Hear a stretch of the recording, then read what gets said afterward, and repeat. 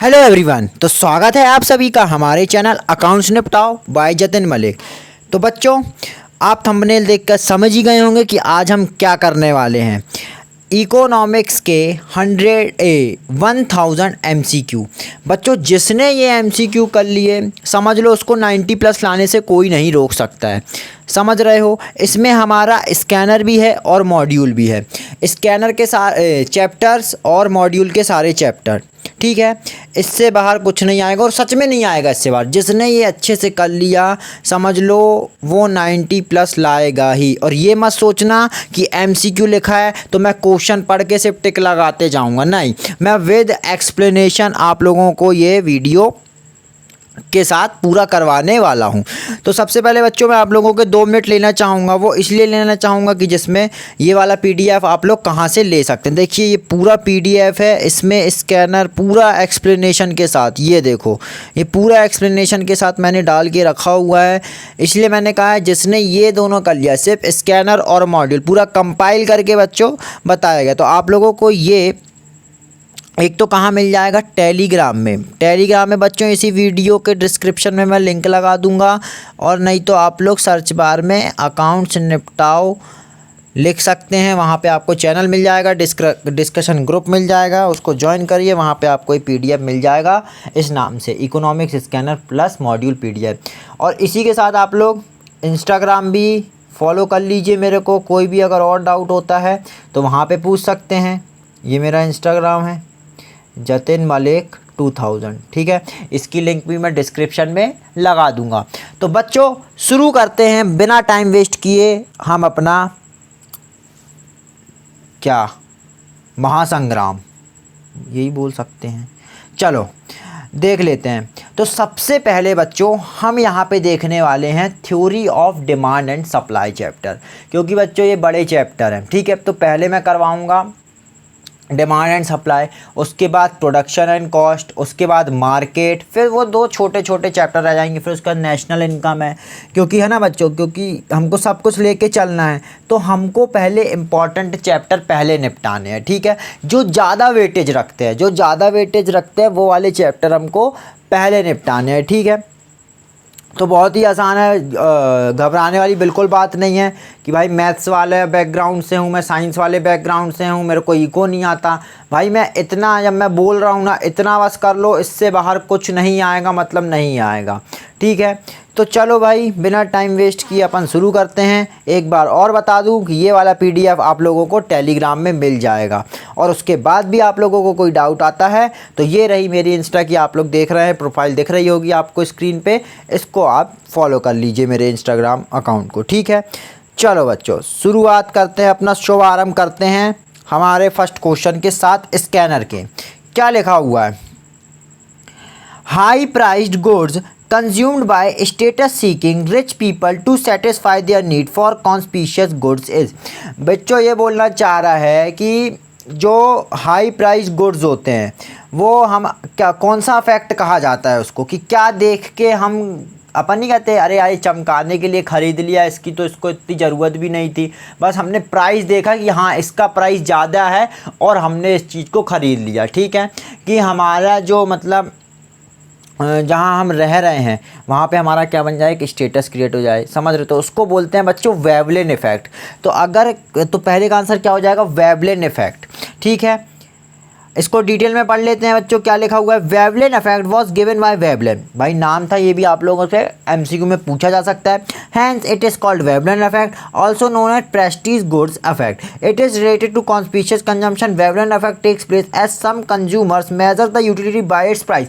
जितना ज़्यादा प्राइस उतनी ज़्यादा यूटिलिटी। मैंने पहले ही बताया, इन लोग सोच रहे हैं कि भाई जितना ज़्यादा प्राइस रहेगा उतनी ही ज़्यादा हमको इसमें क्या मिल रही है, यूटिलिटी मिल रही है, उतना ही ज़्यादा हमको क्या मिल रहा है, इसमें सेटिस्फैक्शन मिल रहा है।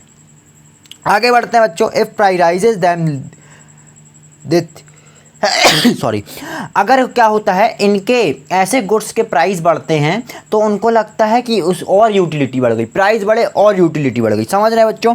तो if the price rises then they think that the commodity has got more utility. जैसे जैसे प्राइस बढ़ता है वो सोचने लगते हैं कि इसमें क्या है और ज़्यादा सेटिस्फेक्शन अब हमको मिलेगा। इसी के साथ बच्चों हम आगे बढ़ते हैं अपने सेकंड क्वेश्चन की तरफ, जो कि हमारा एक ग्राफ दिया हुआ है और कुछ हमको इसमें बताना है। आप लोगों को ये ग्राफ देख के समझ में आ रहा होगा बेटा, अगर थोड़ा सा लिंक कर रहा होगा कि ये पॉइंट इलास्टिसिटी से रिलेटेड हमसे पूछा गया है। तो भाई इतना मैं मान के चलता हूँ कि सभी को पता होगा कि जो कहाँ चला गया। चलो पहले देख लेते हैं, ग्राफ देख लेते हैं। ए है, बी है, सी है, डी है, ई है। और ये जो हमारा क्वेश्चन पूछा गया है बच्चों, ये हमको पॉइंट इलास्टिसिटी का क्वेश्चन पूछा गया। अब क्या पूछ रहा है, ए बोला है इन्होंने elasticity at point A infinity, B greater than 1, C 1, D less than 1 और ई 0। ठीक है। दूसरा बोल रहा है बच्चों elasticity A 0, B less than 1, C 1, D greater than E infinity.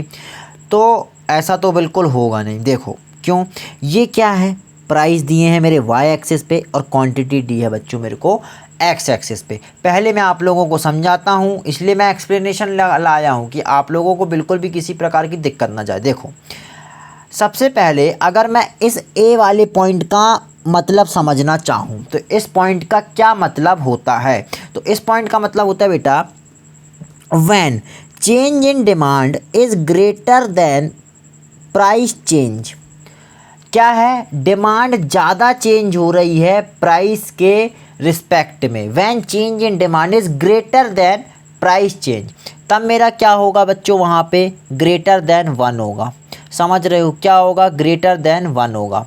कब, जब मेरी इलास्टिसिटी ग्रेटर देन 1 होगी। सॉरी यहाँ पे मैंने आप लोगों को ये पॉइंट बोल दिया, यहाँ पे वो नहीं आएगा। ठीक है, यहाँ पे आप लोग कर लो, इसको रफ करो। बस ये समझो कि जब पॉइंट इलास्टिसिटी में इलास्टिसिटी ग्रेटर देन 1 होती है तो वहाँ पे क्या होता है, डिमांड ज़्यादा होती है इन कंपैरिजन टू प्राइस। ठीक है बच्चों, दूसरा पॉइंट समझ लेते हैं। क्या है, when change in demand is less than the price change, तो उसमें होगा लेस देन 1। भाई इसका उल्टा, समझ रहे हो, इसका उल्टा कर लो। अब इलास्टिसिटी इज़ इक्वल टू 1 कब होगा, जब ये दोनों क्या हो जाएं बच्चों, इक्वल हो जाएं। ठीक है, सी होगा। डी वाले में बोल रहा है no change in demand as compare to, जब इलास्टिसिटी 0 होगी तो डिमांड में no change as compare to price. तो ये बोल सकता हूँ कि डिमांड बिल्कुल no change, when there is no change in demand as change in price. अगर प्राइस बढ़ रहे हैं पर डिमांड में नो चेंज, तो इधर पे लिख ही लो ऐसा, नो चेंज। और प्राइस बढ़ भी सकते हैं, कम भी हो सकते हैं। बेटा फिफ्थ है, when price changes slightly, price हल्का सा चेंज हो रहा है but demand change is higher. मतलब अगर प्राइस ज़रा सा भी चेंज हो रहा है तो डिमांड बहुत ज़्यादा से चेंज हो जा रही है। तो यहाँ पे होगा मेरा इन्फिनिटी।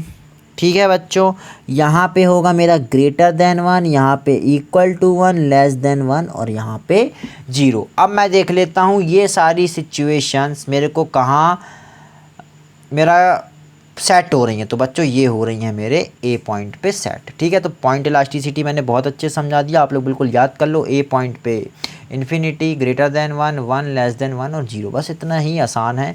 आगे बढ़ते हैं बच्चों, अब हम अपने थर्ड क्वेश्चन की तरफ। ठीक है, थर्ड क्वेश्चन क्या बोलना चाह रहा है, चलो बच्चों देख लेते हैं।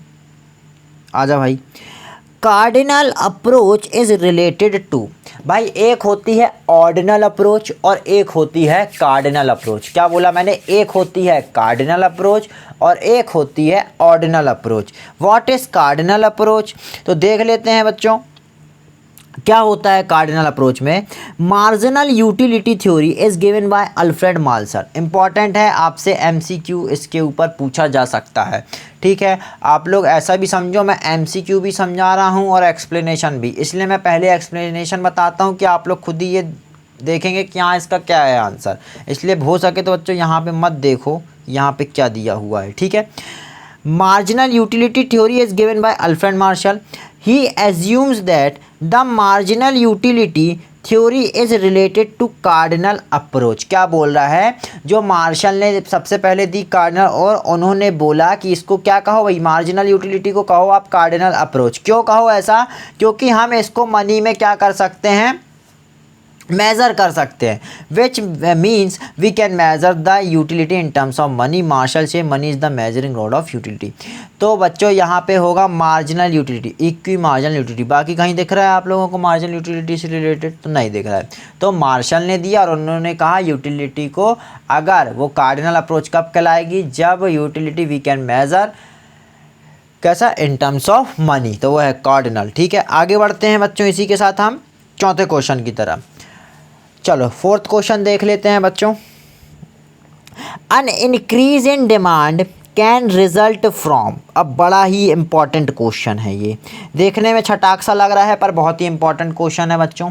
क्या लिखा हुआ है, an increase in demand can result from, can result from, increase हो रही है डिमांड तो उसका रिजल्ट क्या होगा, या तो a decline in the market price, an increase in income, a reduction in price of substitute, an increase in the price of complementary।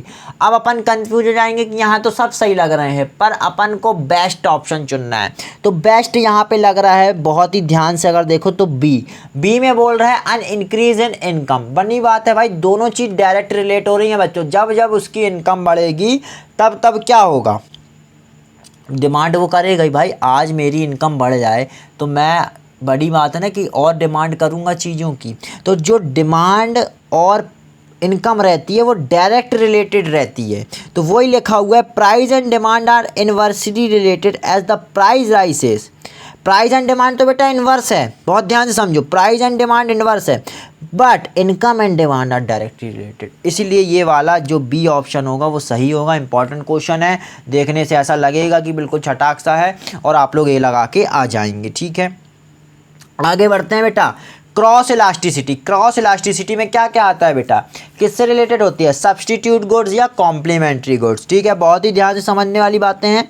Fifth वाला क्रॉस इलास्टिसिटी ऑफ, हाँ एक बात बोलना चाहूँगा, अगर आप लोगों को लग रहा है कि मैं स्लो जा रहा हूँ तो आप लोग वीडियो को बेटा 1.5 या 2 पॉइंट में देख सकते हैं। ठीक है, डबल स्पीड करके आप लोग देख सकते हैं। ठीक है, पर इतना ही करना है, मैं बार बार बोल रहा हूँ। आप लोग खुद पेपर दे के आओगे, कमेंट करोगे कि इससे बार सच में कुछ नहीं आया, आए ही नहीं सकता, मैं मान ही नहीं सकता कि आ जाए भाई।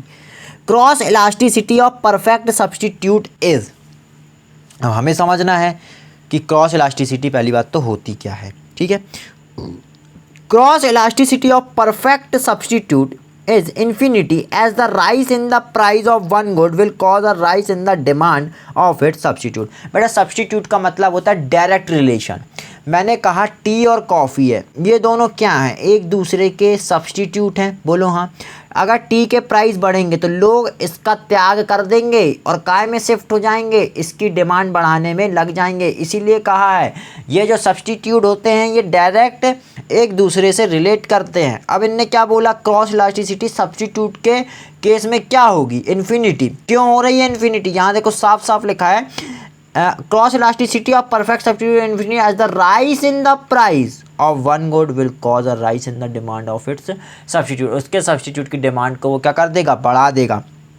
और यही जीरो कब होगी, कॉम्प्लीमेंट्री के केस में। तो ये याद रख लो बच्चों कि सब्स्टिट्यूट के केस में इन्फिनिटी है क्रॉस इलास्टिसिटी, और कॉम्प्लीमेंट्री के केस में क्या है बच्चों, जीरो है। आगे देखते हैं बेटा, supply is a flow concept. Common है बिल्कुल भाई, सप्लाई कोई क्या चलती रहेगी ना, ऐसा तो है नहीं कि स्टॉक कॉन्सेप्ट है, रुका हुआ कॉन्सेप्ट है। तो बच्चों जो ऐसे बह रहा है फ्लो कॉन्सेप्ट है। ठीक है, सप्लाई फ्लो कॉन्सेप्ट है। आगे बढ़ते हैं, आ जाते हैं बच्चों, ये थोड़ा सा रीड कर लो आप लोग, सप्लाई रेफर्स टू क्वांटिटी लिखा हुआ है तो आप लोग कर सकते हो।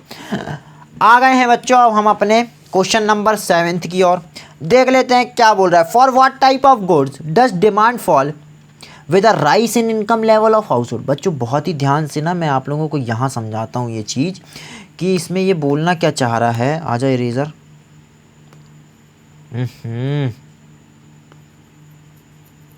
देखो बेटा वीडियो लेंदी हो सकती है, मैं टाइमिंग लगा दूंगा कि अगर आप लोगों को किसी एक पर्टिकुलर चैप्टर का स्कैनर देखना है तो आप लोग डिस्क्रिप्शन में जाके देख सकते हैं बेटा।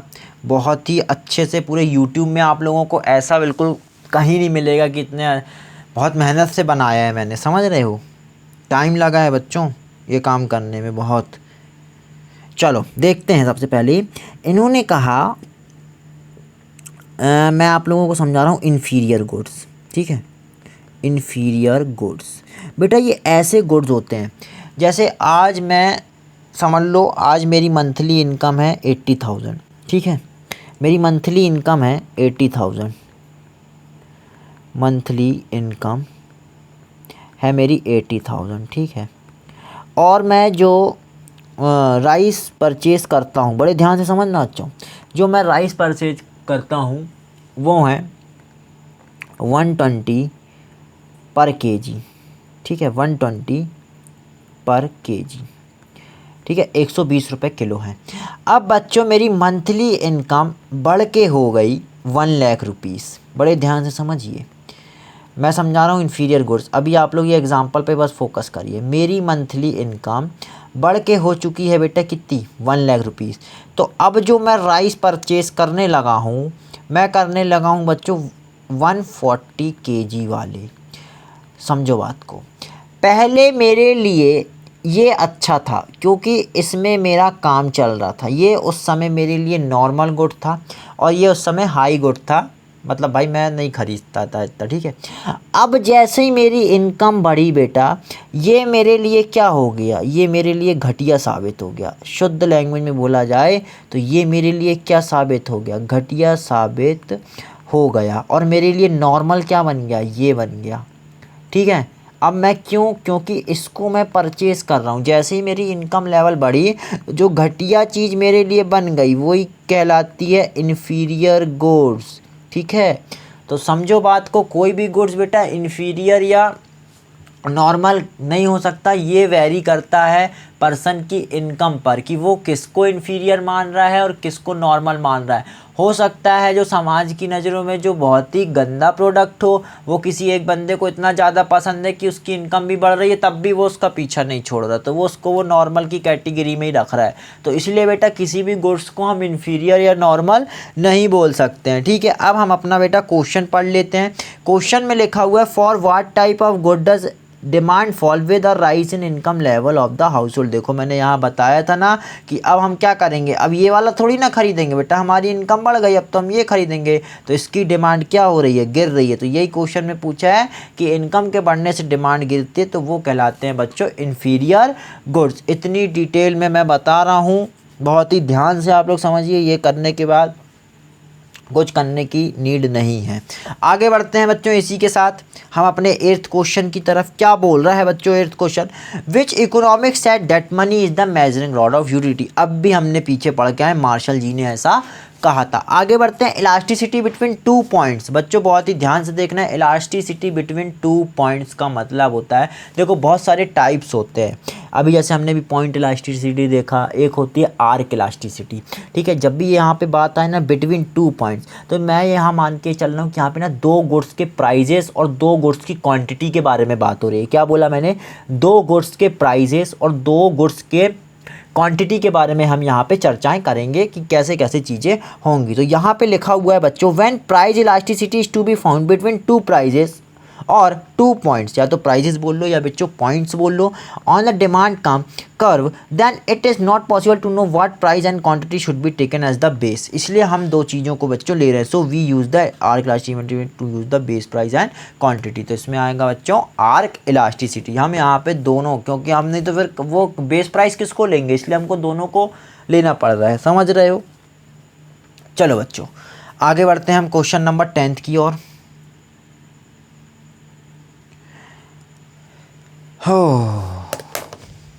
An indifference curve is L-shaped, then 2 goods will be। बेटा अगर इंडिफरेंस कर्व L शेप है तो गुड्स कैसे होंगे। देखो क्या लिखा है, when 2 goods are perfectly complementary goods. Complementary मतलब जैसे पेन और इंक, वे जो एक दूसरे को क्या करेंगे, कंप्लीट करेंगे। When 2 goods are perfectly complementary goods the indifference का विल, तो यहाँ पे आ जाएगा सीधे मेरा कॉम्प्लीमेंट्री गुड्स। बच्चों ये थोड़ा सा आप लोग याद रखें, इंपॉर्टेंट क्वेश्चन है, आने के चांसेस ज़्यादा हैं कि कॉम्प्लीमेंट्री के केस में जो इंडिफरेंस कर्व होता है वो कैसा होता है, एल शेप होता है। चलो बच्चों आगे बढ़ते हैं, 11th वाला क्या बोलना चाह रहा है देख लेते हैं। The concept of consumer surplus it's derived from, बड़ी बात है भाई, मेरा फ़ायदा। अपन ने देखा होगा, अपन दुकान जाते हैं खासकर अपनी मम्मियों के साथ, 1000 वाली चीज़ मम्मी सीधे बोलती है 300 में दे रहा है कि नहीं, सीधा जी तो 700 का इनको सरप्लस चाह रही हैं जी। तो अपन ने देखा होगा, तो जो मैं बेटा पे करना था, दुकानदार ने कितना मांगा मेरे से 1000, मैंने कितना पे किया 300, तो जो बीच का डिफरेंस है वो मेरा फ़ायदा, उसमें अब मैं बिल्कुल इतना उछलूंगा, बिल्कुल खुश हो गई मम्मी, समझ रहे हो। तो वो होता है बेटा कंज्यूमर सरप्लस। तो यहाँ पे समझो, consumer surplus is a surplus which a consumer would be willing to pay rather than go without a commodity over that which he actually does pay. जो पे करना चाहता था पर जो पे किया, मम्मी को पता था ठीक है यार 1000 लायक तो है, मम्मी ने पर घपला कर दिया 300 बोलकर, वो भी मान गया। ठीक है, मम्मी को तो था उसमें सेटिस्फैक्शन कि हाँ 1000 रुपये तक चलो ठीक है, पर 300 पे किया या 600 पे किया, 300 तो मैंने बहुत कम बोला, चलो मान लेते हैं 700 पे किया। ठीक है, मम्मी करना चाहती थी पे 1000, पर उनने क्या किया, उनने 700 में उनसे बात सेट कर ली। ठीक है, तो विलिंग टू पे और एक्चुअली पे का बेटे जो बीच का डिफरेंस है वो कहलाता है कंज्यूमर सरप्लस। तो ठीक है, तो क्या है कॉन्सेप्ट कहाँ पे बोलता है बेटा, यह law of diminishing marginal utility बोलता है, क्योंकि क्या होती है वो डिमिनिश होती जाती है जो हमारा सेटिस्फैक्शन है, समझ रहे हो बात को। तो यहाँ पे आ जाएगा ए, और कंज्यूमर सरप्लस का मतलब मैंने आप लोगों को मम्मी वाला एग्जांपल लेके बहुत अच्छे से समझा दिया। इसी के साथ बच्चों हम बढ़ते हैं अपने 12th क्वेश्चन की तरफ, देख लेते हैं क्या बोलना चाह रहा है। When supply curve shift to the right there is, बच्चों दो बातें याद रखो कि जब भी शिफ्ट होता है, जब भी सप्लाई का, ओहो क्या हो गया पेन को, चल जा भाई, हाँ, जब भी सप्लाई कर्व शिफ्ट होगा तो इंक्रीज होगी सप्लाई या डिक्रीज होगी सप्लाई, समझ रहे हैं आप लोग। जब भी सप्लाई कर्व या डिमांड कर्व शिफ्ट से रिलेटेड बातें करेगी, shift in the demand curve, shift in the supply curve, तो या तो सप्लाई बढ़ रही होगी या इंक्रीज हो रही होगी या कम हो रही होगी। जब भी बोले, क्या बोले, मूवमेंट के बारे में बोले, तो यहाँ पे होता है बेटा कॉन्ट्रैक्शन और एक्सपेंशन, समझ रहे हो बातों को। तो याद रखो, जब भी शिफ्ट बोलेगा तो इंक्रीज डिक्रीज हो रही होगी, जब भी मूवमेंट बोलेगा तो एक्सपेंशन या कॉन्ट्रैक्शन बोला होगा। अब ये भी मैं और समझाता हूँ, शिफ्ट बोल रहा है राइट साइड तो मान लो इंक्रीज, लेफ्ट बोल रहा है तो डिक्रीज, मूवमेंट बोल रहा है ऊपर की ओर तो एक्सपेंशन, और नीचे की ओर तो बच्चों कॉन्ट्रैक्शन। तो यही बात है, यहाँ पे इंक्रीज आ जाएगा। ठीक है, ये रहा ए ऑप्शन, समझ गए। पढ़ लेना इसको, जब PDF टेलीग्राम से डाउनलोड करोगे ना तो इसको रीड कर लेना। चलो बच्चों आगे बढ़ते हैं। Short run prices is also called by the name of market price, बनी बात है भाई, जो मार्केट में रेट चल रहा है short run price called by market price, बनी बात है। आगे बढ़ते हैं बच्चों, ला ला ला 13th देख लेते हैं। When supply price increase in the short run, the profit of the producer increases, बनी बात है भाई, सप्लाई क्या हो रही है, सप्लाई के प्राइस बढ़ रहे हैं तो प्रॉफिट तो अल्टीमेटली किसको हो रहा है, प्रोड्यूसर को जो सप्लाई कर रहा है, तो उसके जो प्रॉफिट्स होंगे वो भी तो बढ़ेंगे ना बच्चों। चलो आगे बढ़ते हैं 15th वाला। When price of a commodity increases, क्या हो रहा है, कमोडिटी के प्राइस इंक्रीज हो रहे हैं, what will the affect on quantity demanded, बनी बात है। तो बहुत ही इजी क्वेश्चन है, बचपन से पढ़ते आ रहे, बचपन मीन्स 11th हमारा बचपन होता है। ठीक है, कॉमर्स वाले बच्चों जो होता है वो 11th होता है बचपन। तो यहाँ पे डिक्री, जब प्राइस बढ़ते हैं तो डिमांड क्या हो जाती है, कम हो जाती है। आगे बढ़ते हैं, देख लेते हैं बच्चों 16th क्या है। According to the law of supply change in supply is related to, क्या बोलना चाह रहा है, अकॉर्डिंग टू द, जैसे लॉ ऑफ डिमांड पढ़ा है बच्चों हमने, ठीक है, जैसे हमने लॉ ऑफ डिमांड पढ़ा है वैसे ही क्या है, लॉ ऑफ सप्लाई। तो according to the law of supply, अरे यार एक तो ये बार बार परेशान करता है मेरे को,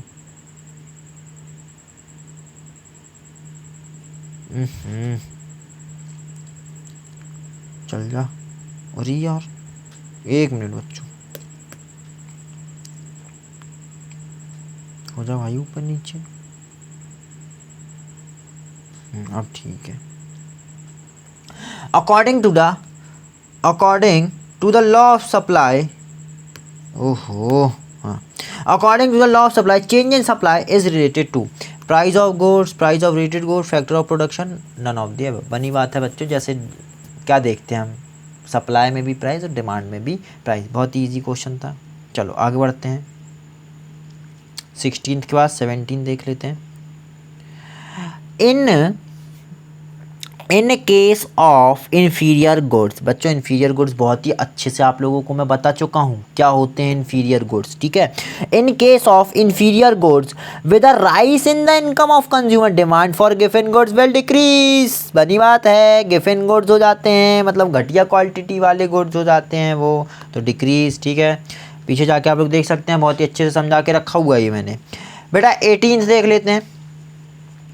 इन case of necessaries consumer surplus is, कैसा होगा बेटा, इन्फिनिटी। समझ रहे हो, नेसेसरी के केस में बेटा इन्फिनिटी होगा। ये याद करने वाली चीज़ है, इसको याद कर लो और ये पढ़ लो, वही लिखा हुआ है इसमें, ठीक है। आगे बढ़ते हैं 19, मोस्ट इंपॉर्टेंट बच्चों, इससे रिलेटेड मैं मानता हूँ कि 2 से 3 क्वेश्चन पेपर में पूछे जाते हैं, ठीक है। इलास्टिसिटी से मैं कह रहा हूँ 5 से 6 क्वेश्चन पूछे जाते हैं, पर 2 से 3 क्वेश्चन बेटा कभी कभी ना वो आर्क इलास्टिसिटी से पूछ लेता है, और मेरे को तो लग रहा है कि और ज़्यादा पूछेगा, क्योंकि अब BCR हट गया है ना, रिपोर्टें, और एक क्या बोल रहा हूँ, BCR बोल रहा हूँ, BCK हट गया है, तो और कहो ज़्यादा पूछेगा। तो when the price of a commodity rises from 200 to 300 and quantity supply increases from, देखो अब भी मैंने बताया था वो जो 2 बातें कर रहा था। तो सबसे पहले बेटा आर्क इलास्टिसिटी का फॉर्मूला याद कर लो कि change in quantity upon quantity into price और चेंज इन प्राइस। अब चेंज कैसे निकालते हैं बेटा, ठीक है, तो ये मैं आप लोगों को समझा देता हूँ। जैसे क्वांटिटी का चेंज, 5 में से 2 गए 3000, ये ऐसे आया होगा, और P मतलब ओरिजिनल प्राइस बच्चों, जो पहले प्राइस रहा होगा, ठीक है, ओरिजिनल प्राइस, और Q मतलब बच्चों ओरिजिनल क्वांटिटी, ठीक है, ओरिजिनल प्राइस, और यह जो सिंपल लिखा ओरिजिनल क्वांटिटी। तो ओरिजिनल क्वांटिटी बच्चों कितनी है, पहले जो क्वांटिटी रहती है मतलब base quantity into original price कितना है बेटा 200, ठीक है, और 300 में से 200 गए तो बच्चों 100, इसको आप लोग सॉल्व कर लोगे तो जो भी आंसर आएगा 3। इधर पे आप लोग, मैं उम्मीद करता हूँ कि आप लोग समझ गए होंगे, ठीक है। फॉर्मूला याद कर लो, change in quantity upon Q into change in P upon change in price. इसी के साथ बच्चों हम बढ़ते हैं अपने, कौन सा क्वेश्चन था ये, 19 था, यहाँ पे जाते हैं हमारा 20। मोस्ट इम्पॉर्टेंट क्वेश्चन है बच्चों, ये भी आना चाहिए आप लोगों को करते, ठीक है, मैं सिखा रहा हूँ कैसे करते हैं। Total utility is equal to बेटा सम ऑफ मार्जिनल यूटिलिटी। ये जो लेटा हुआ W है ना मार्जिनल यूटिलिटी के साथ, ये बेटा इसका मतलब होता है सम, ये तो इतना सभी को पता होगा, ठीक है। Sum of total utility is equal to sum of marginal utility. क्या बोला मैंने, total utility is equal to बच्चों सम ऑफ मार्जिनल यूटिलिटी। तो देखो अब मैं ये बोल सकता हूँ कि टोटल यूटिलिटी यहाँ पे कितनी है 200। इन लोगों ने पूछा है total utility derived from second unit. बच्चों बताना है कि टोटल यूटिलिटी क्या होगी, कौन से, सेकंड में। और एक फॉर्मूला अगर मैं आप लोगों को और बताऊं कि marginal utility is equal to total utility of second unit minus total utility of second minus 1 unit, मतलब इसका मतलब हो गया 1 यूनिट।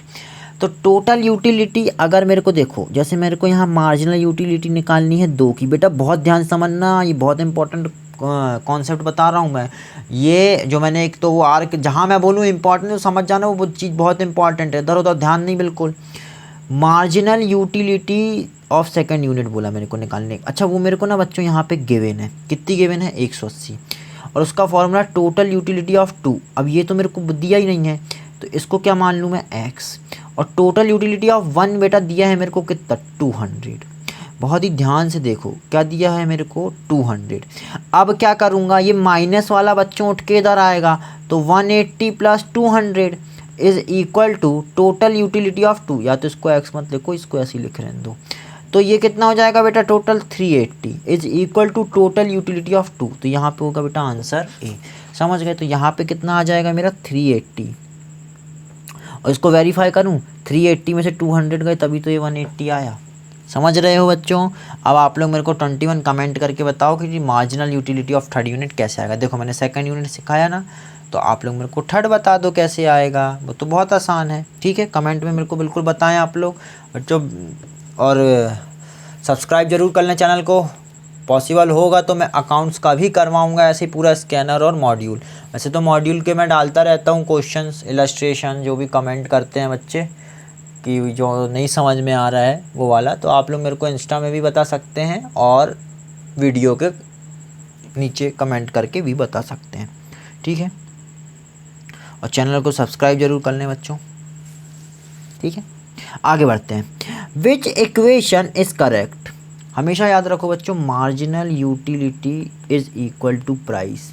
ठीक है, तो marginal utility of X equal to price, marginal utility of Y equal to price. तो पहले ही बेटा सही है, बाकी जो सब देख लो ग्रेटर है लेस है, इससे हमको मतलब ही नहीं रखना है।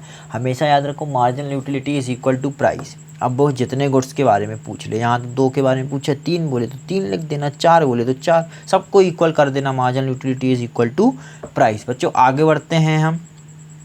ये कौन सा था? 22 था। देख लेते हैं बेटा 23 देख लेते हैं। The scope of the indifference curve show consumer equilibrium. बेटा कंज्यूमर इक्विलिब्रियम कब होता है?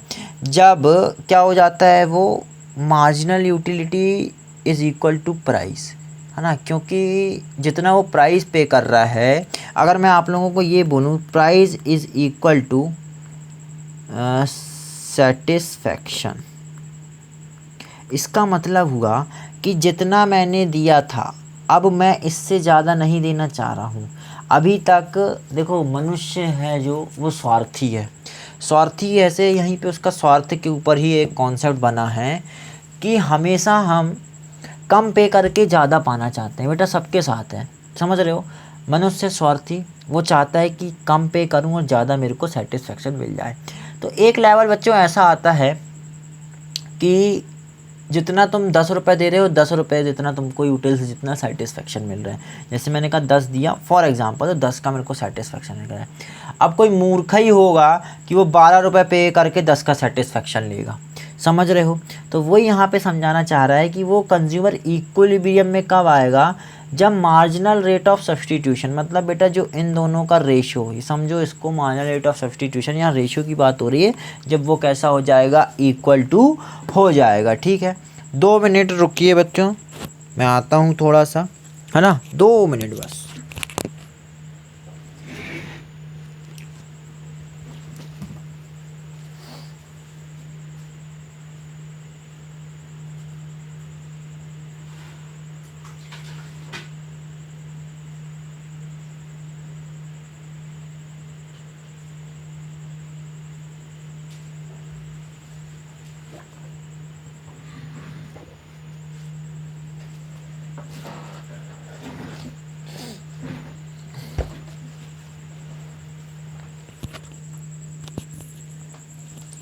हाँ चलो बच्चों, आई एम बैक। आगे बढ़ते हैं।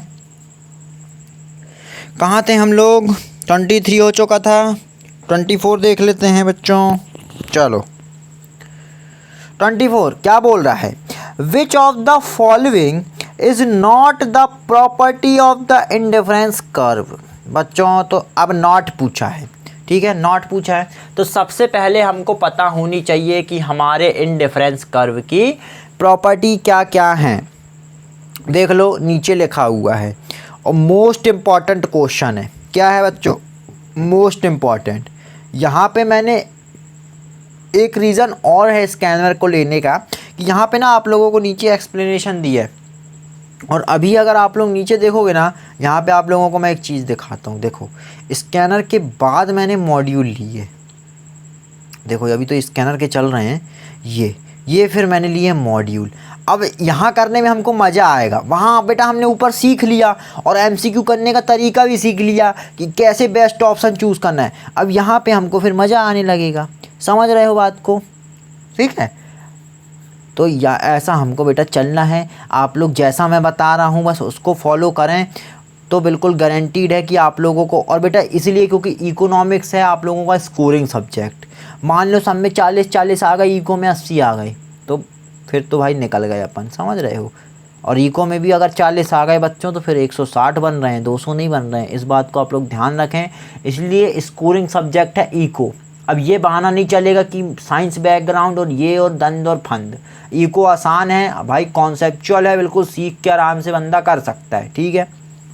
इसलिए भाई मैं वैसे तो मैं ज़्यादा अकाउंट्स की ही वीडियोस डालता हूँ चैनल पे। चैनल का नाम भी है अकाउंट्स निपटाओ, पर मैंने यही सोच के डाला भाई साइंस वाले बच्चे भी हैं, वो बड़े परेशान होते हैं इन चीज़ों को लेके, समझ नहीं पाते हैं। उनके 6 महीने तो बच्चों एक अटैम्प्ट तो ऐसे ही निकल जाता है कभी कभी कि अकाउंट नहीं आ रहा समझ में, इको नहीं आ रहा समझ में। तो मैंने बोल दिया ना इको में इतना कर लो, अकाउंट का भी मैं डाल दूँगा बहुत जल्द, ठीक है। ये आप लोगों को कैसा लगे बच्चों, अगर रिस्पांस अच्छा आया मेरे को इसका तो मैं अकाउंट का भी ज़रूर डालूंगा। चलो बच्चों क्यों टाइम वेस्ट करें, हम बिना टाइम वेस्ट करे आगे बढ़ते हैं।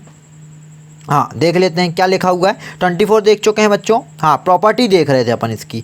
पहली है indifference curve slopes downward to the right. बेटा ये ऐसा होता है, ठीक है, downward to the right. Indifference curve are always convex to origin, मतलब इसकी पीठ होती है, ऐसी पीठ होती है कॉन्वेक्स की साइड, ठीक है, ओरिजिन की side. Indifference curve can never intersect each other. बेटा जितने भी इंटरसेक्शन बनेंगे वो कभी भी किसी को एक दूसरे को काटते नहीं हैं। A higher indifference curve represent higher level of satisfaction. बेटा जो जितना ज़्यादा ये ऊंची वाली लाइन रहेगी उतना ज़्यादा सेटिस्फैक्शन रहेगा। Indifference curve will not touch इधर एक्सिस, वो और ये ना तो इसको ऐसा टच नहीं करेंगे, ठीक है। ये जो लाइनें हैं ना ये कभी भी इनको टच नहीं करेंगे। तो बस यहाँ पे आप लोगों ने देख लिया, अब इसको टिक लगा लो तो सी ऑप्शन आएगा बच्चों इसका, सी वाला। आगे बढ़ते हैं। In case of normal goods rise in price leads to, in general बताया था भाई, एक इन्फीरियर गिफिन नॉर्मल, बहुत अच्छे से समझाया हूँ मैंने, इसलिए मैं समझाता हूँ। जो इंपॉर्टेंट रहता है मेरे को पता लग जाता है। इससे रिलेटेड ऐसा हो नहीं सकता कि 2 क्वेश्चन ना पूछे नॉर्मल और इन्फीरियर से रिलेटेड क्वेश्चन। क्या बोल रहा है, in case of normal goods rise in price leads to fall in demand. भग जाएगा वो छोड़ के तुमको, ठीक है। तो चाहे तुम्हारे राइस हो जाए, प्राइस बढ़ जाए, या तुम्हारी इनकम बढ़ जाए, ठीक है, वो तुमको भग जाएगा छोड़ के। तो फॉल इन प्राइस। 25 हो चुके बच्चे। आगे देखते हैं 26। ओहो 26, हाँ ये है। Methods of demand forecasting does not include. Method कर रहा है बच्चों, ये याद करना है, जैसे मैंने इंडिफरेंस में याद करवाया, याद कर लो। ये आप लोगों को कमेंट करना है नीचे, देख के बता देना कौन सा मेथड नहीं है। फोरकास्टिंग का सर्वे है, कलेक्शन है, एक्सपर्ट ओपिनियन, स्टैटिस्टिकल कंट्रोलर और बैरोमेट्रिक, ठीक है। तो ये तो बेटा याद करने वाली चीज़ है कि कौन कौन से मेथड हैं। तो इसमें तो मैं कोई कॉन्सेप्ट नहीं बता सकता आप लोगों को। 27 देख लेते हैं बच्चों।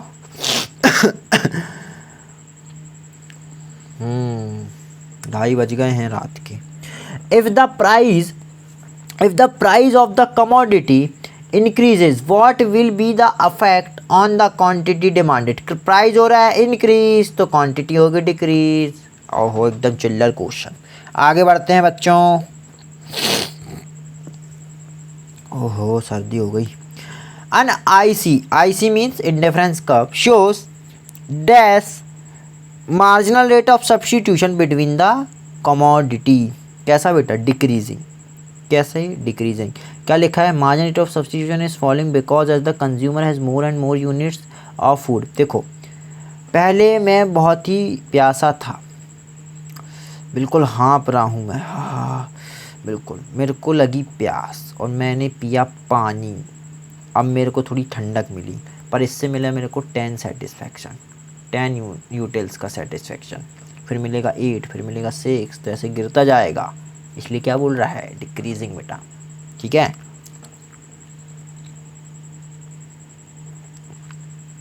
आगे बढ़ते हैं। 28 हो गया, 29 देख लेते हैं।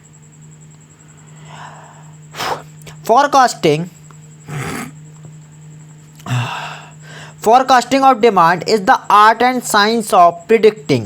क्या predicting actual demand for a product at the same future date, probable demand in future, total demand in future, none of these। बच्चों probable possibility बस कर सकते हो, एग्जैक्ट नहीं बता सकते हो, समझ रहे हो बातों को। देखो फिर से पढ़ो क्या बोल रहा है। एक्चुअल डिमांड कैसे बता देगा भाई तू, एग्जैक्ट कैसे बता देगा एक्चुअल? अच्छा बोला का है क्या, क्या कहते जैसे वो कौन बाबा है यार वो, हाँ बागेश्वर धाम, अब वो थोड़ी ना लगे हैं, इसलिए प्रोबेबल बेटा पॉसिबिलिटी, ठीक है पॉसिबल इतना बता सकते हो। चल भाई आगे बढ़ो। 29 30 देख लेते हैं बेटा। एडिशन में to total utility refers to marginal utility. बेटा टोटल यूटिलिटी किससे बनती है, सम ऑफ मार्जिनल यूटिलिटी। तो जो टोटल यूटिलिटी में क्या ऐड होता जा रहा है, मार्जिनल यूटिलिटी ऐड होती जा रही है, तभी तो वो आगे बढ़ रही है टोटल यूटिलिटी। आगे बढ़ते हैं इसी के साथ हम भी। The elasticity of supply is zero means, elasticity of supply zero means perfectly inelastic. वो हिला ही नहीं रही अपनी जगह से, ये देखो बेटा ये याद कर लेना, ठीक है। उम्मीद करता हूँ कि आप लोगों को ये मुझे समझाने की ज़रूरत नहीं है, ये आप लोगों से बनता है। आगे बढ़ते हैं बच्चों। 31 हो गया, 32 देख लेते हैं। ओहो, the consumer is in equilibrium. देखो वही बात जो बिल्कुल मैंने समझाई है ना, ये फिर से निकल के आ गई वही बात। When the following condition is set, मैंने पहले बताया बेटा मार्जिनल यूटिलिटी जहाँ दिख जाए ना उसको प्राइस की इक्वल कर लेना। अब यहाँ पे जैसे एक्स है तो यहाँ एक्स मान लो, ठीक है, अल्टीमेटली ये नीचे ही आएगा, marginal utility of X price of X, तो ये तो सही है। Budget line is tended to the IC curve, ये भी सही है बेटा। तो both A and B, answer है बेटा सी, ठीक है। ये तो मैं पहले ही बता चुका हूँ, अभी पीछे ही बताया है, ठीक है। आगे बढ़ते हैं। 33 विच of the following statement is correct. बच्चों पेपर में ना बड़े ध्यान से आप लोग देखो, कभी कभी ना नॉट पूछ लेता है, करेक्ट पूछ लेता है, तो थोड़ा ना इसमें हम लोगों को पेंसिल से ना मार्क कर लेना चाहिए कि इस करेक्ट पूछा है या इनकरेक्ट। नहीं तो कभी कभी करेक्ट पूछता है और ऐसा घुमा के देते हैं उन लोग, इतने चालाक हैं ICAI वाले कि मैं क्या बताऊं। ICAI वाले बस नहीं, जितने भी बेटा MCQ पेपर होते हैं ना उसमें ये चालाकी रहती ही है कि बच्चा जल्दी में क्या कर ले, गलत इंटरप्रिटेट कर ले क्वेश्चन को और वो फंस जाए। पर हमको ऐसा नहीं करना है बेटा, इस टाइप के क्वेश्चंस के लिए हमको पेंसिल से मार्क कर लेना। नॉट लिखा है तो नॉट को थोड़ा हाईलाइट कर लो, इनकरेक्ट लिखा है तो इनकरेक्ट को हाईलाइट कर लो। बेटा आप लोगों को इसलिए बता पाते हैं क्योंकि हम लोगों से गलतियाँ हुई हैं, समझ रहे हैं, कि आप लोगों से ना हुई हो ना होएं, इसलिए आप लोगों को ये सब बताया जाता है। और जो बोला जाता है उसको फॉलो करें, तभी आप लोगों का फ़ायदा है। क्योंकि मेरे जो ऑफलाइन में मैंने बच्चे पढ़ाए हैं उन्होंने बिल्कुल यही सेम कंटेंट पढ़ के गए हैं, इससे बाहर कुछ नहीं आया, और उन लोगों ने अच्छे स्कोर किए हैं पिछले और आने वाले अटैम्प्ट्स थे। इसलिए मैंने सोचा क्यों ना ये यूट्यूब में भी डाला जाए, ठीक है। पिछले 2 अटैम्प्ट्स से देख रहा हूँ मैं, उन लोग बहुत अच्छा स्कोर कर रहे हैं बस इतनी ही चीज़ों को पढ़ के। चलो आगे बढ़ते हैं बेटा। 33 में थे हम, इन करेक्ट पूछा है कैसे, which of the following statement is correct. बेटा पहला बोल रहा है supply is inversely related to its cost of production. कैसे भाई, सप्लाई का क्या लेना देना कॉस्ट ऑफ प्रोडक्शन से, इनकरेक्ट है ये। Price and quantity demanded of the good have a direct relationship. ओ भाई इतना बेवकूफ़ तो मत समझो आपकी डायरेक्ट रिलेशनशिप है। Taxes and subsidy has no impact on the supply of the product. बनी बात है बेटा, बहुत इंपॉर्टेंट है, यहाँ पे ना हम फंसेंगे, यहाँ पे हम फंसेंगे, इसको बड़े ध्यान से पढ़ो, यहाँ पे हम फंसेंगे, इसको बड़े ध्यान से पढ़ो। Taxes and subsidy has no impact, भाई इम्पैक्ट कैसे नहीं पड़ता है। अच्छा एक minute, supply is inversely related, sorry अपन इनकरेक्ट लेके चल रहे हैं। एक मिनट मैं फिर से समझा रहा हूँ ये वाला, ठीक है, ये क्वेश्चन मैं फिर से समझा रहा हूँ। बोल रहा है बड़े ध्यान से, which of the following statement is correct. कौन सा स्टेटमेंट करेक्ट है। पहला है supply is inversely related to its cost of production. बेटा supply is inversely related to its cost of production. पहले मैंने बोला कि मेरी जो कॉस्ट थी बच्चों वो कम आ रही थी, तो मैं सप्लाई क्या कर पा रहा था, ज़्यादा कर पा रहा था। सप्लाई बच्चों मैं इसलिए ज़्यादा कर पा रहा था क्योंकि जो मेरे पहले कॉस्ट कम के कारण मेरी जो 100 यूनिट्स बन रही थी, मेरी बेटा 100 यूनिट्स बन पाती थी, अब कॉस्ट के बढ़ जाने से सप्लाई हो रही है कम। क्यों? क्योंकि अब से बेटा मैं 80 यूनिट्स प्रोड्यूस कर पाता हूँ। तो यही हो गया बेटा सही। ठीक है, अपन आगे बढ़ गए थे, ध्यान नहीं दिया था उतने अच्छे से। और price and quantity demand of a goods have a direct relationship. नहीं बेटा, यहाँ पे इनवर्स रिलेशनशिप होता है। ये वाला इंपॉर्टेंट है। Taxes and subsidy has no impact on the supply of the product. ऐसा क्यों नहीं बेटा? अभी सरकार चेंज कर दे, अभी जो परसेंट हैं उस पर हाई कर दे। मान लो ग्रॉसरी पे जितना लगा रही है अभी 5-10, जो भी 5, उसको करके 8 कर दे।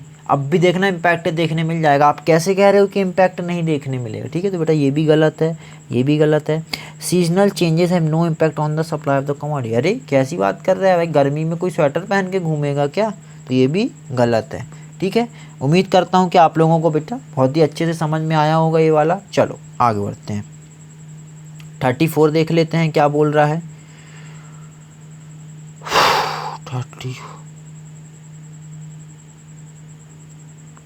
34 When the supply of a product is perfectly inelastic then the curve will be। बेटा ये मान लेते हैं हमारा हो गया y एक्सिस, ये हो गया हमारा x एक्सिस।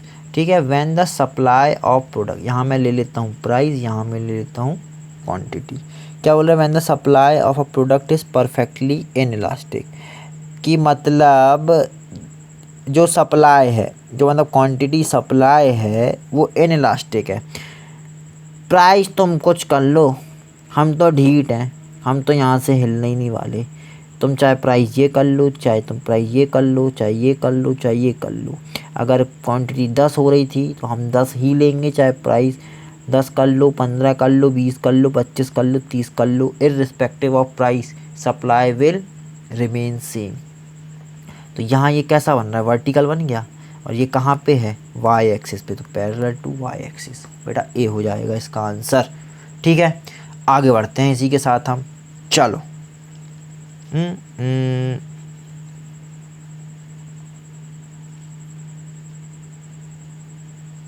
34, 35 ये देखो बच्चों, ये इसका बना हुआ है ग्राफ, वही मैंने बताया जो बता के। In the case of dash, there is an inverse relationship between income and demand for a product। क्या बोल रहा है बेटा? Substitute goods, complementary goods, given goods, none of the above. साफ दिख रहा है बच्चों गिवन गुड्स, क्योंकि किसके बारे में पूछा है? इनकम के बारे में पूछा है। तो यहाँ ये दोनों तो वैसे ही साइड हो गए, क्योंकि प्राइस और डिमांड की बात तो हो ही नहीं रही है। तो गिवन गुड्स ये पढ़ लेना बच्चों आप लोग। आगे बढ़ते हैं। 35 हो गया, 36 देख लेते हैं बच्चों। इफ़ माजा हैज़ 0.3 मेज है, if maize has -0.3 as income elasticity of demand then maize will be consider as. क्या है बच्चों? इनकम इलास्टिसिटी क्या है? माइनस में है। तो इसका मतलब इसका इन लोगों ने क्या, inferior goods necessary superior goods. हाँ, मेरे को इतनी ज़रूरत नहीं है उसकी। इन्फीरियर गुड्स सही लिखा उधर। इफ़ मेजर पॉइंट नेगेटिव में है इलास्टिसिटी, है ना, इनकम इलास्टिसिटी है। तो अगर मेरी इनकम बढ़ भी रही है तो मैं क्या कर रहा हूँ, उसको इतनी इंपॉर्टेंस नहीं दे रहा हूँ, तो वो बेटा क्या हुआ? इन्फीरियर गुड्स हुआ। ठीक है, आगे बढ़ते हैं। 37 if price decrease from 80 to 60 and elasticity of demand is 1.25 then. बेटा ये फॉर्मूला याद कर लो, क्या है? Percentage change in quantity demanded upon percentage change in price. Elasticity दी हुई है मेरे को कितनी? 1.25। तो क्या करूँगा? 1.25 इज इक्वल टू 80 से 60 कितना हुआ बच्चों? अगर 20 का चेंज है तो क्या बोलूँगा मैं, ये कितने प्रतिशत हो रहा है? ओरिजिनल क्या था? 80 इंटू 100 अगर मैं करूँ तो ये हो गया 210, यहाँ हो गया बच्चों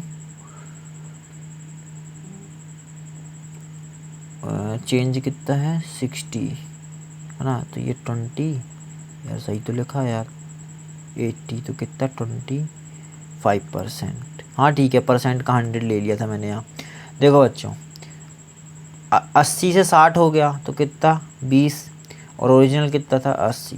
तो यहाँ पे इधर तक आने में 25% का चेंज हुआ। फॉर्मूला याद कर लो सीधे कि percentage change in quantity demanded upon percentage change in price. तो परसेंटेज चेंज देख लो प्राइस में 80 से, और इसको अगर कैलकुलेटर से करके बताऊं तो ऐसे करो। कैसे? पहले 80 है, अब 60 हो गया है, ठीक है। तो 20 डिवाइडेड बाय 80 इंटू 100, बस कुछ नहीं, ये करना है। एकदम सही।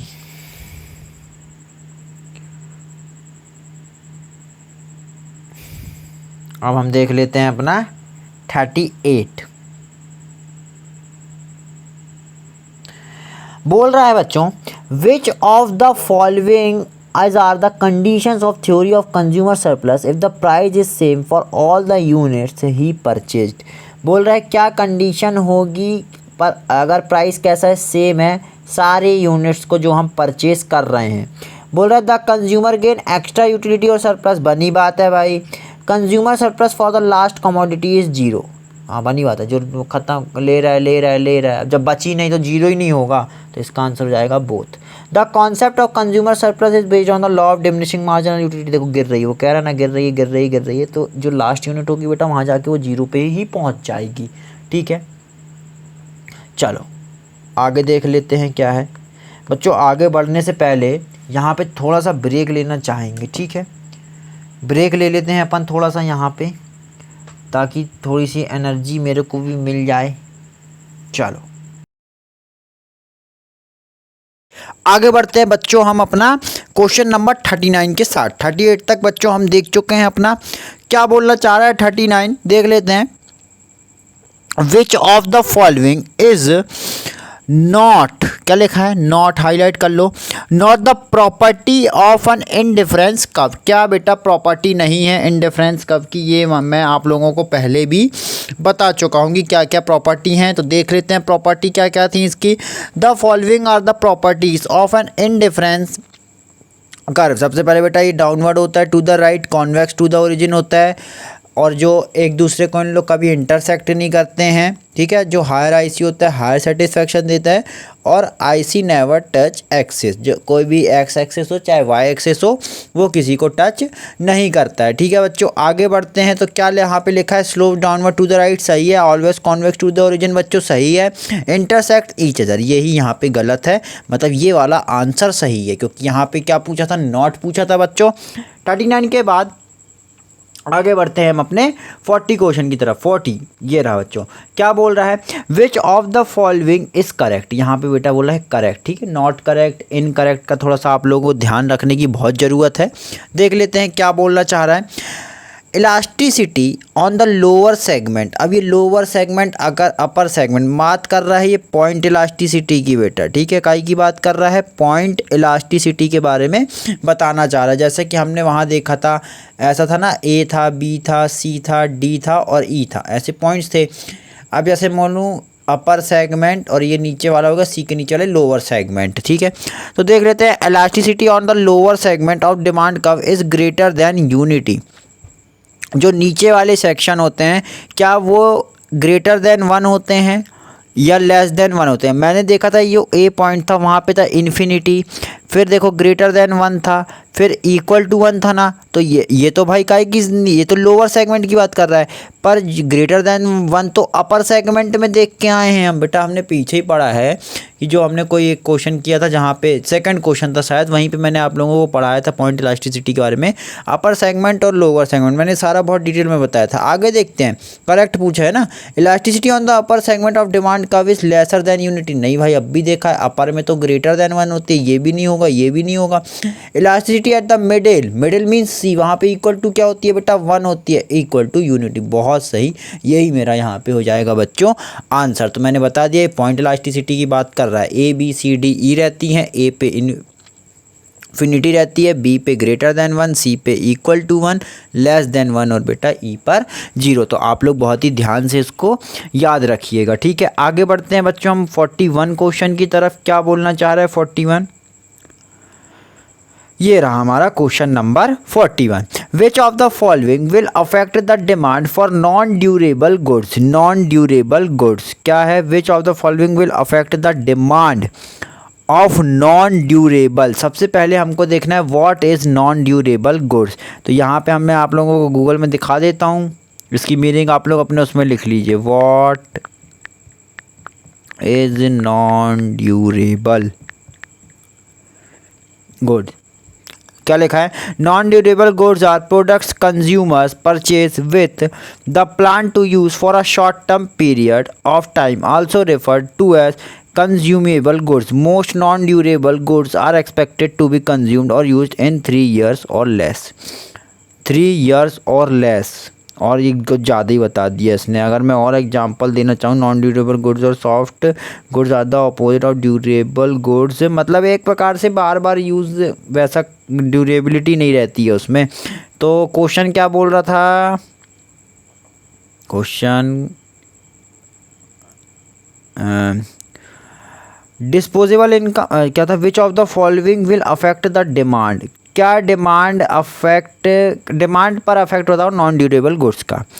डिस्पोजेबल इनकम, प्राइस तो रहेगा ही, डेमोग्राफी, ये सारी चीज़ें बेटा ऑल ऑफ दी अबव आएगा। तो आप लोग इसको याद रख लो कि जो क्या होता है नॉन ड्यूरेबिलिटी में, डिस्पोजेबल इनकम। डिस्पोजेबल इनकम, अब व्हाट इज़ डिस्पोजेबल इनकम यहाँ भी दिखा देता हूँ, ये भी लिख लेना और ये भी लिख लो, disposable personal income, an economic term for the money that is available for household consumption, savings and spending after accounting for income tax। Income tax देने के बाद बेटा जो भी हमारे हाथ में खर्चा करने के लिए बचता है वो हमारी डिस्पोजेबल इनकम कहलाती है। आगे बढ़ते हैं, 42 में देख लेते हैं क्या बोलना चाह रहा है।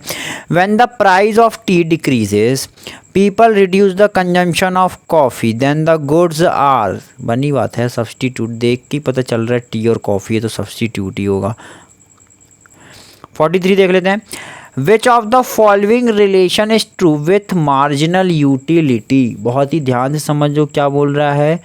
When marginal utility, ओहो तो ये पेन मेरे को इतना परेशान क्यों कर रहे हैं, आजा आजा।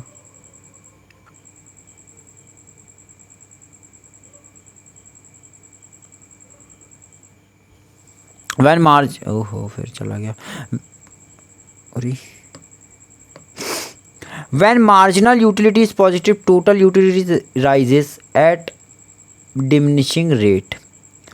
When marginal utility is positive, total utility rises at a diminishing rate। नहीं बेटा ये गलत लिखा हुआ है इसमें, diminishing rate नहीं आएगा, increasing rate आएगा। When marginal utility is zero, total utility is maximum। ठीक है, ये सही है। ओ ये भी तो सही लिखा हुआ है, सॉरी, ये भी बेटा सही लिखा हुआ है, डिमिनिशिंग रेट से बढ़ेगी। क्यों बढ़ेगी, यहाँ मेरे से गलती हो गई बताने में, सॉरी। जैसे अपन ने अभी पढ़ा था मार्जिनल यूटिलिटी क्या होती है बेटा, डिमिनिशिंग रेट से बढ़ती है, और टोटल यूटिलिटी किसका सम होता है, मार्जिनल यूटिलिटी का सम होता है। तो ये सही है बेटा, ये पॉइंट भी सही है, ये पॉइंट भी सही है। When marginal utility negative, total utility diminishing, ये भी सही, ऑल ऑफ दी अबव बेटा। आंसर आएगा इसका D, all of the above. तो तीनों पॉइंट सही हैं, थोड़ा सा मेरे को यहाँ कन्फ्यूजन हो गया था। आगे बढ़ते हैं, 43 44 देख लेते हैं। अच्छा ये रहा, the price elasticity of demand at the mid point of the straight line. अरे भाई वन ही है यार, अभी देख के आए हैं अपन। 45 देख लेते हैं, 45 कॉन्ट्रैक्शन ऑफ सप्लाई बताया हूँ, कॉन्ट्रैक्शन और उसमें ये सब मूवमेंट वाली बातें होंगी। ठीक है, कॉन्ट्रैक्शन, बैटरी कम हो गई है। Contraction of supply implies decrease in cost of production. भाई कॉन्ट्रैक्शन में क्यों कमी आ रही है, ठीक है, decrease in price of the goods concern, बनी बात है बेटा, ये सही होगा, क्योंकि सप्लायर प्राइस गिरेंगे तो वो इंटरेस्टेड रहेगा ही नहीं, क्योंकि प्रॉफिट उतना बन नहीं रहा होगा बेटा मार्केट में। ठीक है, तो बी इज़ राइट आंसर। आगे बढ़ते हैं बच्चों, 45 46 perishable commodities will have, perishable commodities will have perfectly elastic cup, perfectly in elastic cup, elastic या इन इलास्टिक। देखो परफेक्टली इन इलास्टिक इसका आंसर होगा। क्यों, पेरिशेबल है, जो क्या हो जाते हैं बेटा, जल्दी से ख़त्म हो जाते हैं, है ना, पेरिशेबल नेचर के हैं, दूध दही ये सब। तो उनमें क्या रहेगा, इनइलास्टिक। इनइलास्टिक कब रहेगा इनका, वो भी परफेक्टली इनइलास्टिक। याद रख लो आप लोग। द सप्लाई का पेरिशेबल गुड्स परफेक्टली ना, perishable goods can not be stored for a long time. वही बताया मैंने, दूध का तुम ज़्यादा 24 घंटे वो दूसरे अपना रूप ले लेगा। If stored then same will be wasted, thus it supply is limited and can not be short. ठीक है, इसकी सप्लाई लिमिटेड हो जाती है, तभी इनइलास्टिक है। आगे बढ़ते हैं बच्चों 46 के बाद 47 देख लेते हैं। ये रहा, supply is a flow concept, पहले बता चुके हैं बेटा आप लोगों को। आगे बढ़ते हैं, total utility also known as, याद रख लो बेटा ये, total satiety, aggregate satiety, full satiety, याद रखो, ये याद करने वाला है, इम्पॉर्टेंट है, आ सकता है। आगे बढ़ते हैं 49, कितने रह गए हैं। A vertical supply curve parallel to x y axis implies the elasticity of supply. Vertical supply curve parallel to y axis, मतलब अगर ये y एक्सिस पे पैरेलल है तो क्वांटिटी यहाँ पे हो जाएगी 0। तो 0 अपॉन अगर 4 ले लें तो 4 को 0 बेटा, ए आंसर हो जाएगा। वर्टिकल सप्लाई का क्वांटिटी में नो चेंज, प्राइस में चेंज ही चेंज। ठीक है, तो यहाँ पे इलास्टिसिटी हो जाएगी 0। 50 देख लेते हैं, budget line is also called, बहुत आसान है बेटा, प्राइस लाइन। याद रख लो, अभी ये बताऊंगा मैं, आइसो कॉस्ट लाइन बतानी है, आइसो कॉन्ट लाइन बतानी है बेटा, उसमें मॉड्यूल में आएंगे क्वेश्चन, तो आप लोगों को बताया जाएगा सब कुछ। ठीक है, आगे बढ़ते हैं बेटा इसी के साथ। ओहो, चार्ज करना पड़ेगा मेरे को आईपैड, 9% बची है बैटरी, और अभी बहुत सारा बताना है। चलो स्कैनर को तो पहले कर ही लेते हैं, 8-10 क्वेश्चन और बचे हैं। The quantity supplied of a goods और service is the amount that as actually brought during a given time period at given price. Producer wish they could sell at higher price, producer plan to sell during a given time period at given price. देखो बेटा, यही होती है quantity supply का मतलब क्या होता है, ये इसकी मीनिंग बता के रखी हुई है। ठीक है, इसको ध्यान से और यहाँ आप लोग रीड कर लेना PDF से, और कुछ नहीं है, चिल्लर एकदम। Luxury goods have income elasticity बेटा क्या रहेगी, हाई रहेगी, मतलब पॉजिटिव एंड ग्रेटर देन 1। आगे बढ़ते हैं बेटा 52, फिर है 53 यहाँ पे है, सॉरी ये हो गया बच्चों मेरा 52, अरे कहाँ चला गया, 53 है। Percentage change quantity supplied is divided by percentage change quantity demanded, A quantity supply is divided by percentage decrease in price या परसेंटेज चेंज इन प्राइस। बेटा डिक्रीज इंक्रीज नहीं होता, चेंज होता है। ठीक है, जैसे ऊपर चेंज से हो रहा है वैसे नीचे चेंज से होगा, तो 53 का हो जाएगा बी। आप लोग को फॉर्मूला मैं पहले ही बता चुका हूँ। 54 देख लेते हैं बच्चों, क्या बोलना चाह रहा है। If the price of the product is 20 per unit and if the price decrease 5% as a result of which quantity demanded increases by 10%,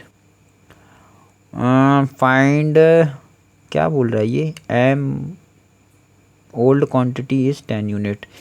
चलो बेटा लिख लेते हैं पहले, Q यहाँ पे दिया है 10, P दिया है यहाँ पे 20। अब Q1 है और P1 है, क्या क्या बोल रहा है।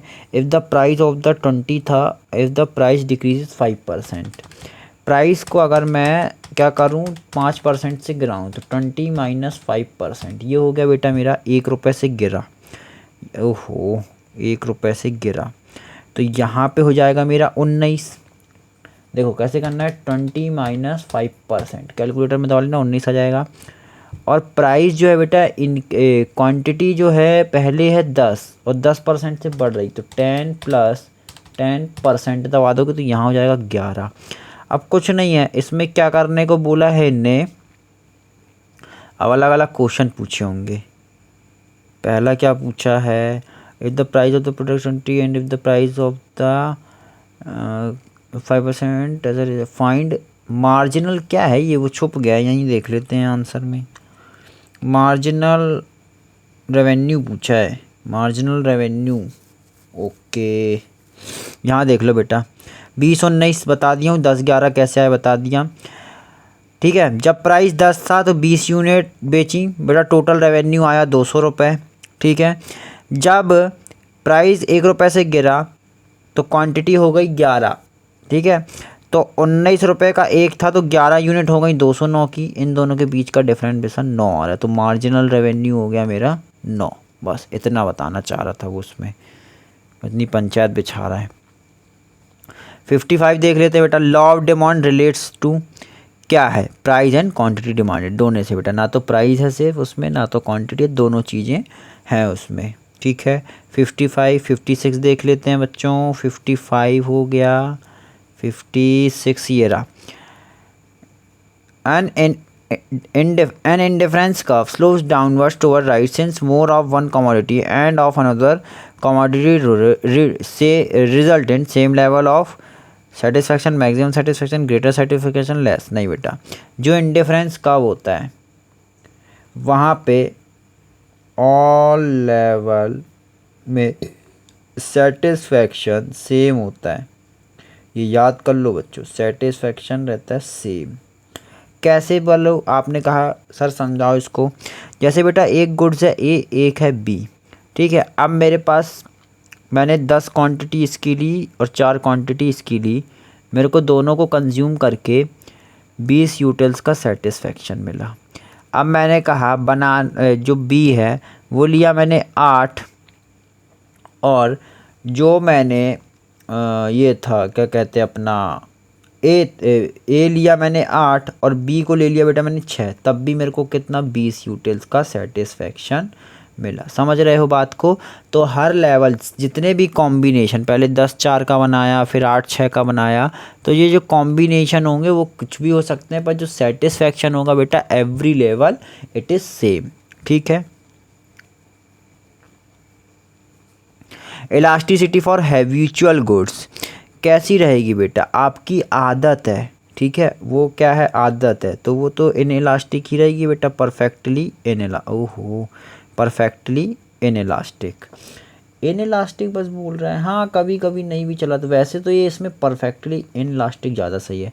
हैबिट है ना, छोड़ ही नहीं पाओगे, हैबिट को कहाँ छोड़ पाते हैं। हाँ नहीं इन इलास्टिक ही करो इसका, परफेक्टली मत लगाओ, इसका करो इन इलास्टिक, सही दिया है आंसर में, परफेक्टली मत करो, परफेक्टली में फिर वो बिल्कुल हिलेगी नहीं क्वांटिटी।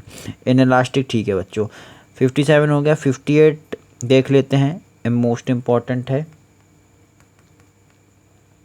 ठीक है, यहाँ पे बेटा स्कैनर हो चुकी है ख़त्म। स्कैनर में अगर देखा जाए तो मतलब 60 क्वेश्चंस थे। ठीक है, डिमांड एंड सप्लाई के 60 थे। आगे बढ़ते हैं अब अपन मॉड्यूल की ओर, तो थोड़ा सा देख लेते हैं क्या लिखा हुआ है last. Diminishing marginal returns for the first 4 unit of variable input exhibit by the total product sequence. हमें बताना है इन चारों में मार्जिनल जो रिटर्न है, मार्जिनल रिटर्न वो कहाँ पे डिमिनिश है। तो इसको इससे माइनस करो, तो यहाँ 50 आया, यहाँ 50 आया, यहाँ 50, तो यहाँ पर तो डिमिनिश हो ही नहीं रहा है। यहाँ पे भी बिल्कुल सेम है, 50 50 50, तो 0 0 0 का डिफरेंस। यहाँ पे 110 में से 50 गए, कितना आया बेटा,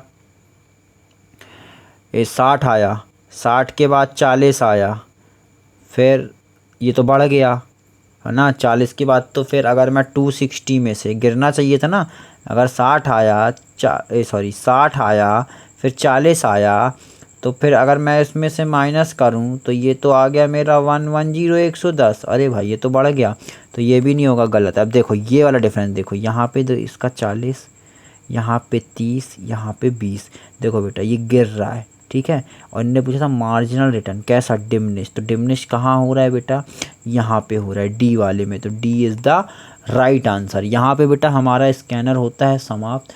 इसके बाद हम करने वाले हैं मॉड्यूल के 120 क्वेश्चन। तो ठीक है, इसी के साथ हम इसको क्लोज कर रहे हैं यहाँ पे। थैंक यू सो मच बच्चों।